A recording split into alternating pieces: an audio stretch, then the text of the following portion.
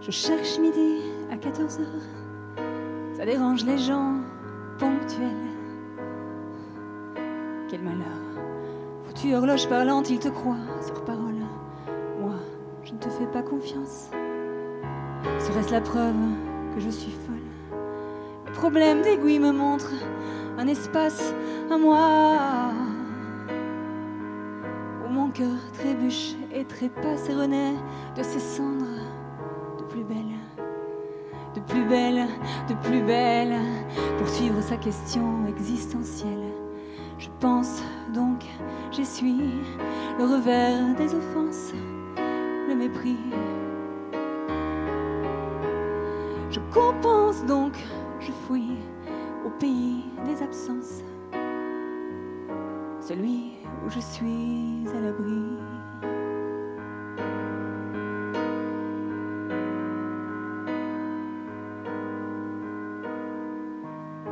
Couper les cheveux en 4 serait une maladie, la raison d'une mise à l'écart, d'une mise en repli. Pour ne pas être une mèche rebelle, je m'aplatis, je me lisse, je me brosse et je jette mes ciseaux au débris. Je coiffe d'un carcan toutes mes cogitations, mais sous le casque, pourtant, je frise l'explosion. En boucle, je parcours l'enfer des insomnies, seul bouée de secours à ma diurne lobotomie. Oui, je suis, et trop je pense, mais n'aurais-je pas le droit à cette différence? Et je me nuis quand je pense mes plaies et mes souffrances à coups de masque et de fausses ressemblances. Et ah, et ah, et ah. Répudier le bourreau de toutes mes détresses, il faut que je monte au créneau de ma forteresse. La surprise est de taille, le coupable est un roi, un géant qui m'assaille, qui règne en maître et qui règne en moi.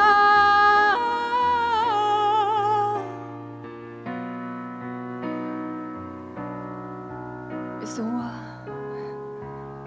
ce roi, c'est moi.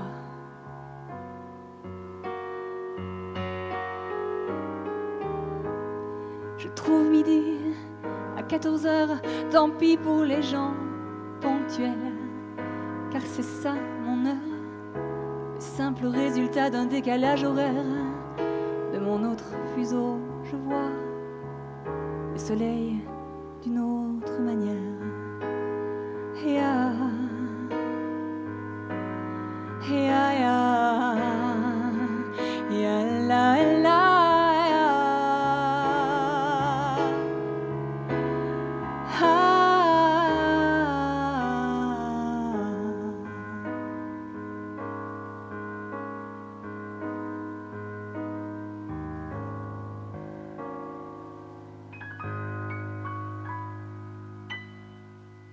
Eh bien, salut à tous, c'est Passion Spectacle, donc comme je disais, l'émission qui permet de mettre en lumière des artistes régionaux et frontaliers. Aujourd'hui, j'ai le grand plaisir de recevoir Léa Cohen, qui nous vient de Belgique, et d'ailleurs j'ai déjà eu l'occasion de la recevoir à Radio Aria lors d'une dernière émission, il y a quelques mois de ça. Bonjour Léa. Bonjour Michel. Merci donc d'avoir accepté notre invitation. Avec plaisir, merci de m'avoir invité. Alors ma première question, donc tu nous viens de Belgique, de la région de Wallonie plus particulièrement. De quelle ville viens-tu exactement? Alors la ville la plus proche d'où je viens, c'est Bastogne. Bastogne. Centre Bastogne et Martelange. Pour les frontaliers, ils sauront peut-être. D'accord. Alors comment t'es venue cette passion des claviers? Est-ce que tes parents ont joué un rôle dans ce choix? Alors mes parents, je pense que dès que j'ai commencé la musique petite, j'avais l'idée claire et fixe de vouloir faire du piano en fait. Alors je pense que tu as une solide formation musicale. Mais disons que j'ai un parcours académique depuis que j'ai commencé à l'âge de 8 ans. Et j'ai commencé le piano, c'est toujours un instrument que j'ai voulu faire, qui m'a fait rêver. D'accord. Et j'en ai fait mon métier plus tard, voilà. Tu as commencé dans le classique, je pense. J'ai commencé en académie de musique en Belgique, donc le classique, le piano. Voilà. D'accord, d'accord. Et l'écriture, c'est venu à peu près au même moment ou beaucoup plus tard? Oh, ça a toujours été aussi. Non, c'est quasiment au même moment. J'ai toujours été passionnée par l'écriture, le fait de pouvoir jouer avec les mots, les sens. Voilà, la poésie en général, c'est quelque chose qui me touche beaucoup. Et quels sont ceux qui t'ont donné envie vraiment de composer? Quelles sont tes grandes influences au niveau chanson française? Je ne sais pas s'il y a des gens qui m'ont donné envie de composer. J'ai aimé ce qu'ils faisaient. Donc au niveau de j'aime beaucoup les chansons qui ont du sens. J'aime ce que je comprends. Bon, j'aime bien plein de styles de musique, mais ce que je comprends a particulièrement de l'importance pour moi. Donc, des gens comme donc, ma génération, quand j'étais ado, c'était Jean-Jacques Goldman, il y avait Francis Cabrel, Maxime Le Forestier, des gens comme ça, avec des textes profonds, avec beaucoup de sens. Mais après ça, il y a des actuels que j'aime beaucoup, Zazie, Calogero, Souchon... et un tas d'autres chanteurs. Il y a Sting. Très large, quand même. Oui, dans l'anglophone, il y a Sting, par exemple. J'adore ses textes. C'est de la poésie et de la musique en même temps. Tout à fait. J'aime beaucoup. Alors, ton actualité, c'est cet album que je montrerai à la caméra. Voilà, un album qui s'appelle Quelques lettres. Quelques lettres. Alors, Jean-François Hustin a joué un rôle important dans la conception de cet album. Tu peux nous en dire quelques mots? Jean-François Hustin est l'ingénieur du son. Qui a fait tout, de la prise de son du départ, le mixage et le mastering à la fin. Et il a joué aussi un rôle de direction artistique dans le projet, donc il me guidait sur certains aspects, les prises de voix, particulièrement les ambiances. Et il est flûtiste aussi, il a joué sur un morceau, voilà. Mais il a pas mal orienté le projet parce qu'il est très sensible à la chanson française. Son père était chanteur de chansons françaises aussi.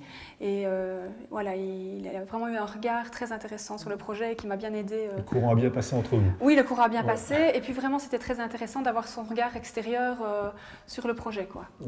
C'était un plus.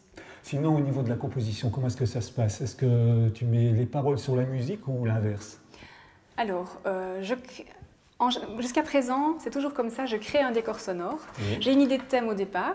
Donc, en fonction de l'idée du thème, j'installe un décor, des harmoniques, des sons, des ambiances.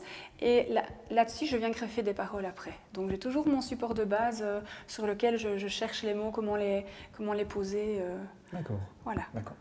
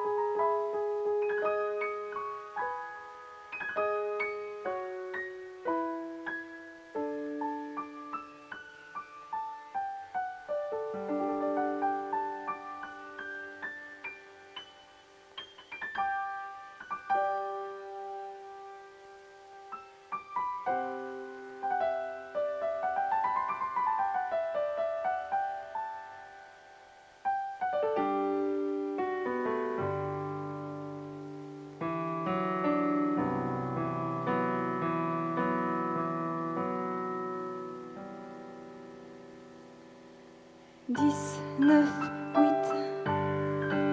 La vie passe trop vite. 7, 6, 5. Mais on s'aime, c'est dingue. c'est dingue. Ouh, ouh, ouh.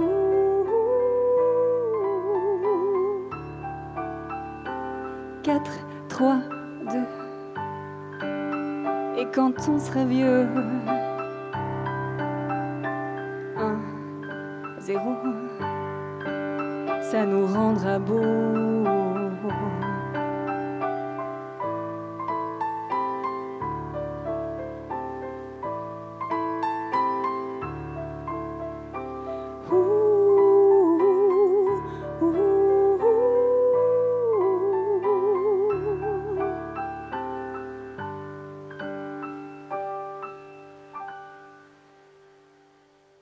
Musicalement, on sent que tu n'es pas figé dans un style, tu passes du jazzy au classique en passant par une pointe de bossa nova. Je pense justement à un titre, La petite voix intérieure.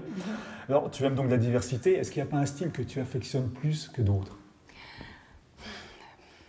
Je peux pas. Oui, il y en a sûrement certains que j'affectionne plus que d'autres. Tous les courants qui passent là sur l'album, forcément.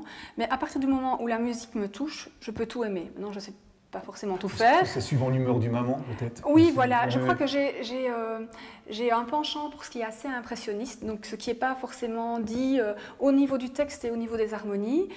C'est pas forcément dit en toutes lettres. Les harmonies sont pas absolument claires. Il y a parfois du flou, des touches, un peu comme la peinture impressionniste, on met par touches de couleurs comme ça. J'aime bien parce que ça peut prêter aussi à des interprétations différentes. J'aime pas qu'il y ait forcément une seule interprétation aux choses. Il y a plusieurs façons de voir les choses différentes. Et j'aime beaucoup exploiter ça. Aucun carcan, disons.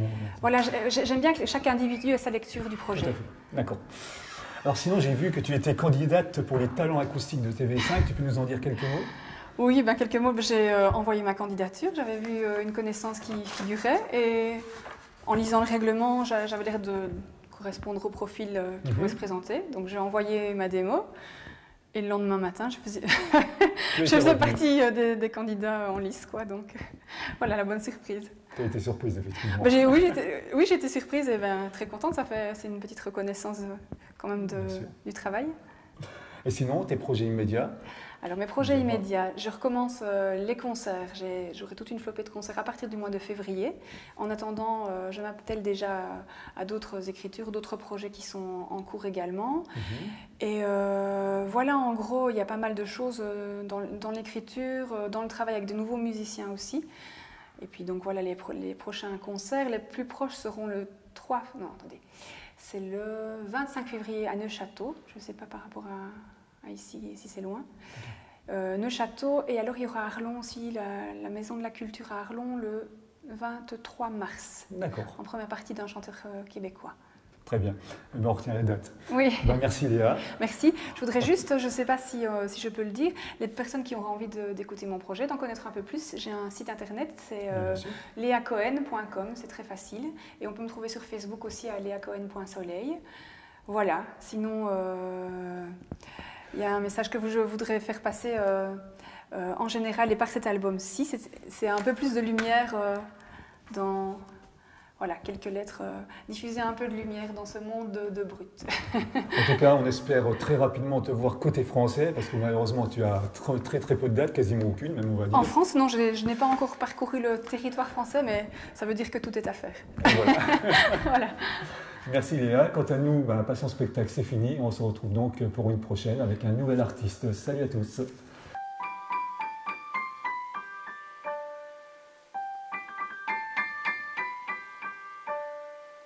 Cette odeur de café qui m'a réveillée ce matin, c'est le pied. Chérie se lève en premier, moi je n'ai rien à préparer. Puisque c'est moi qui ai la galette, chérie lui marche à la baguette. C'est la grande harmonie, la vie n'est pas complexe. Depuis qu'est établie l'égalité des sexes.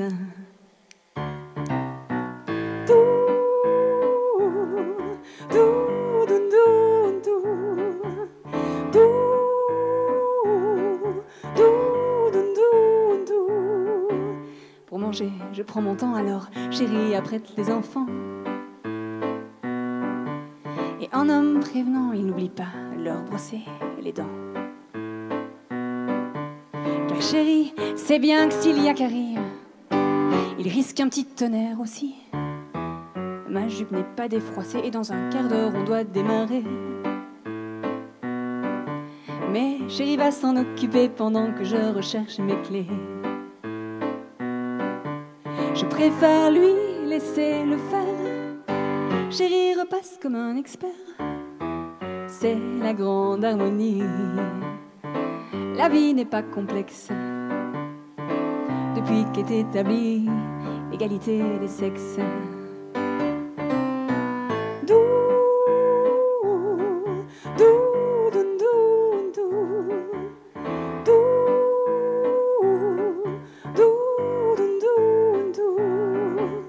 Chérie m'amène au travail bien avant de conduire la marmaille.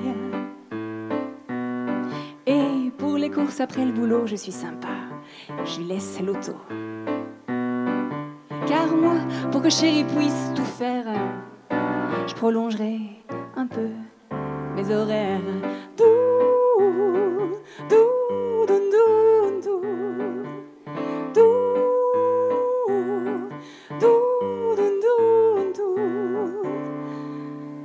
Le boulot m'a crevé. J'ai vraiment besoin de me relaxer. Tiens, si je sonnais à des copines pendant que chérie fait la cuisine. Chérie donne le bain et c'est moi qui lis une histoire au bambin. Je le laisse faire la vaisselle et je consulte mes courriels.